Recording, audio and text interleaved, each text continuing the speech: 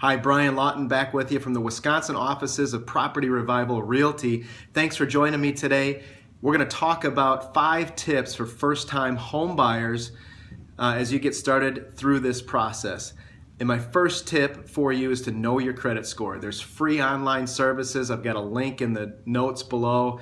If you're watching on YouTube or if it's in a blog, it should be in the article as well, where to go to find a free credit report for yourself. Study that credit report, make sure there's no errors, make sure that credit is in line before you start this process. The second thing is to know your in and out in your household. So what are your assets and liabilities basically? What money is coming into the house and how does it leave the house? So I recommend to my buyers, track your spending for 2-3 months early on in this process so you really know the money situation. We sort of lose track. We forget how much we go out to eat and how much, we get kind of nickel and dime. So make sure you're tracking your spending.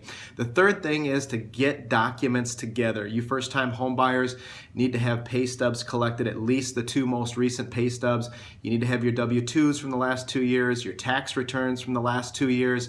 You're going to want bank statements from the last 2 or 3 months as well. Those are preparing to sit down with a lender. So you want to start getting those documents together too. My fourth tip for first-time home buyers is know what you want to afford. Not what a bank wants you to afford, not what your friends want you to afford, but know the property amount, the payment amount that you are comfortable paying and that you want to afford. Personally, I feel really comfortable, a little bit more conservative than a lot of realtors and certainly lenders out there and most people, but whatever your take-home pay is per month, I take 1/4 of that, and that's a comfortable, safe, reasonable payment.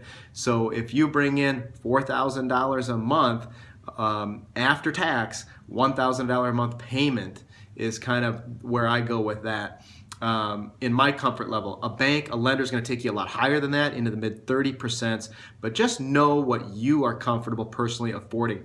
The fifth tip is to know your down payment. Where's that money coming from? How much of a down payment do you have? And make sure you're ready to talk about that with your lender and your realtor so we can look at different programs for you and certainly get you into the right fit with that. And I tell you one more bonus tip I just thought of outside of the top 5 tips for first-time home buyers is to personally take a 15-year mortgage. That's what I recommend people do. Get it paid off sooner in your life cycle. Be debt-free sooner. There's all kinds of different programs out there, 10, 15, 30 year. 30 years is probably the most common. You can even go higher than that. But 15-year interest rates are a little bit better. And I think that it's always a good idea. If you can swing it, do the 15-year mortgage. Thanks for listening to the top 5 +1 tips for first-time home buyers. And we'll see you next time.